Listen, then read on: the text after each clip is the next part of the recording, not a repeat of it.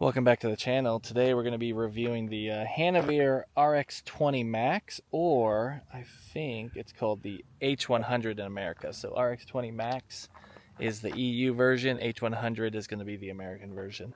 And this thing is a beast, let me tell you. It's a little weird sometimes, but overall I think it hits what I need, especially if you want some kind of backroad beast to get a little muddy, and this is definitely it. And let's jump kind of into the reviews and the pros and cons.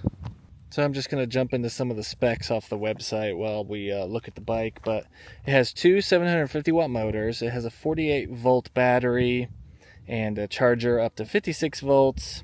The battery is 17 amps, 20-inch wheels, electric only, pedal assist and throttle, max speed up to 45 with a max range of 50 to 80 kilometers. So that's the bike. It's also the exact same bike, I'm pretty sure, as the H100 if you're in America. So this is the EU spec. The H100 is the American spec. Pretty sure they're the exact same bike. All right, let's start here at the handlebars. We have an adjustable handlebar setup here. It's just right there, a simple T-bar, but we have the light system, we have the one-wheel drive, and then two-wheel drive button. It also feels like a bit of a boost button, but we'll talk more about that later. Blinkers left and right, and then the horn.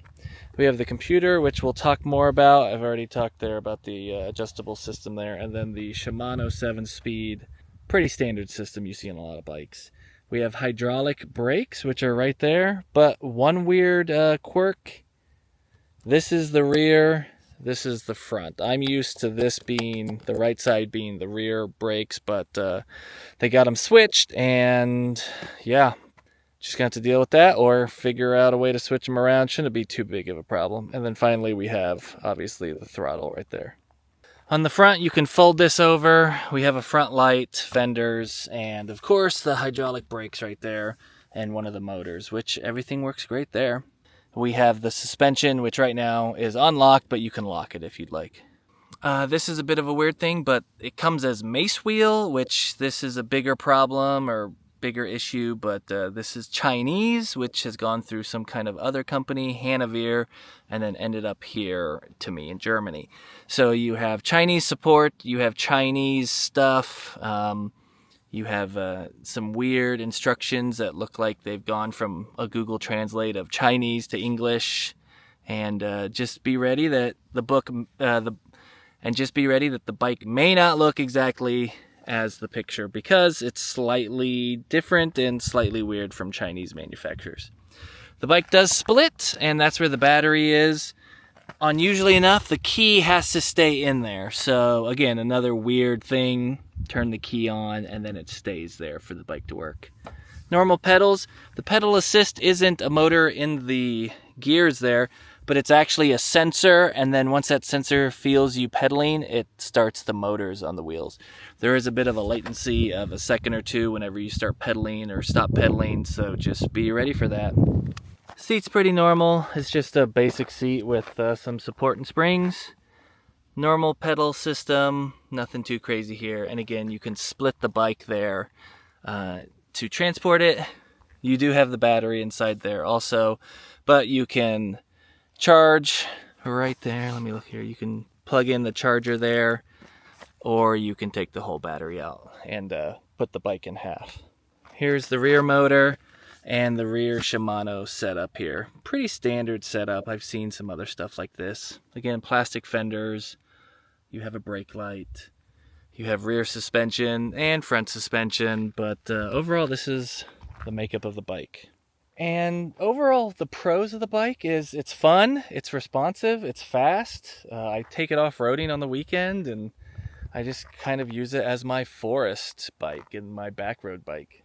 Another big pro is that two-wheel drive boost mode. Whenever you engage that, the system really gets both wheels going, and it also gives you a couple kilometers per hour. So the acceleration is better, the speed's a little bit better. If you really want to get into, you know, some of those back roads or some of these trails I have up by my area, it's really nice to have that two-wheel drive. Some cons, again, is some of that customer support, instruction manual, some of the slight differences of what I was expecting from the picture to what I got. It's just a little weird, and I've had this experience before with Chinese you know, it's made in China, sold to a company, and ends up at you type thing. So the instructions are a little bit weird. It's definitely like a Google Translate of Chinese with some weird grammar and expression. So I actually used some instruction books from some of the other bikes that were more well written, and I used it because this computer seems to be the same for all of the bikes. So I was able to get more information from other books and instruction manuals from the same HANEVEAR company, and it seemed to work. And we're going to talk about more specifically what those are when I go to the garage, which will be in a bit. Some cons, if the pedal assist mode, like I said, is just a sensor and then the motor in the wheel actually pushes you, versus what I was accustomed to is like a Bosch motor where it's a pedal assist. It actually kind of reduces the friction in the pedal area. So a little bit different. You just have to get used to it and be ready, and it takes a second or two for it to engage and then disengage. So something to be aware of. And then finally, the brake handles. They're on the wrong side in my opinion, so I'm going to have to switch those around. But that shouldn't be a big deal. And I can use my brain enough that I just press the other handle if I need to. But if you're super critical about, braking and how your setup is, that could be a problem. All right, I think we're done for now. In the meantime, I'm going to bike home and we're going to do the review of the computer system at the house. Okay, so here's the instrument panel. Like I said, I think they use it on several different ones, but a couple things here is, right, we have some options here. So we're going to get into the menus, which is a double press right there. Okay, cool. Now, this is just straight off their website versus the one they sent me. So I went to their website and I found their owner manuals, and it was more detailed than the one they sent me. So P1, that's just metric or imperial. 1 is kilometers per hour, easy enough. Then you hit the plus sign, you go to 2. This is the voltage setting, so you can have 24, 36, 48, or 52 volts. It's a 48 volt battery, so I have it on 48. Simple enough. P3 is the pedal assist levels, and that is basically, how much help it gives in a 0 to whatever number rating. So a couple options I have for the P3 rating are 0 to 3, 1 to 3, 0 to 5, 1 to 5, 1 to 7, 0 to 7, 0 to 9, 1 to 9. So basically, do you want 9 degrees? Do you want 3 degrees? I have it on 1 to 3 just because I always want a little bit of assist. I don't ever want to have 0, or I'll just turn it off. P4 is the wheel diameter, 20-inch wheels. I have 20-inch set. It came with 24 in the computer. I changed it. I'm not sure. Maybe I should actually measure them out, but don't care right now, so we'll keep it 20. P5 is the speed sensor magnet settings. I have no idea what this does, but it's 0 to 100. No idea. So I just have it on one sensor setting. P6 is the governor or limiter. I have it set to 40 currently just because I was out into the woods. In practicality, the fastest you can really go is about 35. That's what I've discovered. I haven't changed any of the past settings. Maybe if I set it up to 9 or something like that. But 35 is good enough out in the woods. I don't need to go any faster. And then in town, you can set it by pressing this top button. And then you have 40. And then if I'm not out in the woods, I set it to 25. And then you press the top side. P7 is startup setting. It's 0 or non-0. No idea what that means. P8 is drive mode settings. You can have 0, pedal assist only. 1 is electric only. 2 is both pedal assist and electric. I have it in 2 because I pedal sometimes and sometimes don't. But I haven't played with that one yet. I assume it's as described. P9 is pedal assist sensitivity. That's going to be 1 to 24. On lower numbers, it will take a little crank to activate the motor. So higher numbers, it will take more crank. Oh, so there you go. PA is pedal assist strength. Again, that's going to be 0 to 5. 0 being the weakest, 5 being the strongest, as advertised.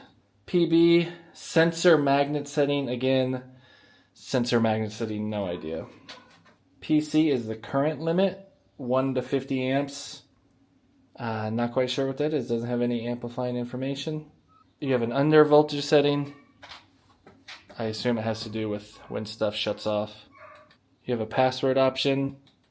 You have a sleep timer. I think it's 10 minutes is set, what mine is set to, 10, yeah. And then PP, no idea. So those are all the computer settings, and you can see my setup. Couple oddities are you have some buttons on the side, so don't forget that this is the on-off button. So that selects, then it on-selects. And then you exit. I don't know if I'm doing it correctly, but I hold that one down.